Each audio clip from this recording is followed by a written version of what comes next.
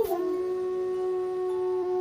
সদায়ে কান্দি থকা মইজনী আজিকালি বৰ ভালকৈ হাঁহিব জনা হৈছো।